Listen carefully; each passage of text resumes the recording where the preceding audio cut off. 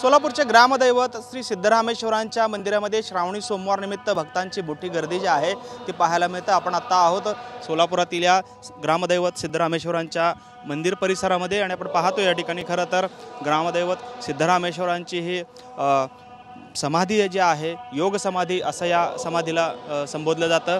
ही योग समाधीच्या ठिकाणी आकर्षक फुलांची सजावट जी आहे ती या ठिकाणी करण्यात आलेली आपल्याला पाहायला मिळते। आणि आता या मंदिरामध्ये खरं तर शेवटचा श्रावणी सोमवार आहे आणि त्यानिमित्ताने भाविकांची देखील मोठ्या प्रमाणात गर्दी जी आहे ती आपल्याला या ठिकाणी लोटलेली पाहायला मिळते। खरं तर सोलापूरच नव्हे तर संपूर्ण राज्यासह कर्नाटक आंध्र प्रदेशमधील भक्तगण जे आहे ते ग्रामदैवत श्री सिद्धरामेश्वरांच्या दर्शनासाठी रोज येत असतो। श्रावण महिना हा खरं तर आध्यात्मिकदृष्ट्या पवित्र महिना मानला जातो आणि त्यानिमित्ताने देवदर्शनाचा लाभ जो आहे तो भाविक सर्व घेत असताना आपल्याला पाहायला मिळतात।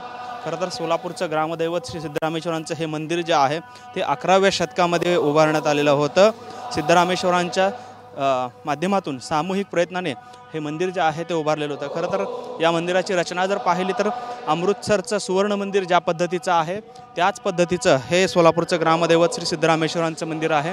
खरं भव्य असा हा तलाव आहे आणि या तलावाच्या मध्यभागी हे सिद्धरामेश्वरांचं मंदिर जे आहे ते या ठिकाणी उभारलेलं आहे आणि श्रावण सोमवार निमित्त अनेक भक्तगण जे आहे ते मोठ्या प्रमाणात या ठिकाणी येत असतात आणि या योग समाधीचं दर्शन घेतात, ग्रामदैवत सिद्धरामेश्वरांचं दर्शन घेतात आणि कृतकृत्य होतात अशी भावना या भक्तांच्या मनामध्ये पाहायला मिळते।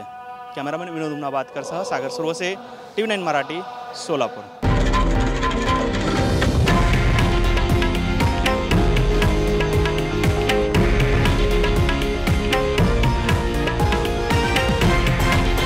हे आहे देशातील नंबर 1 न्यूज नेटवर्क आणि आपण पाहत आहात TV9 मराठी, एकमेव।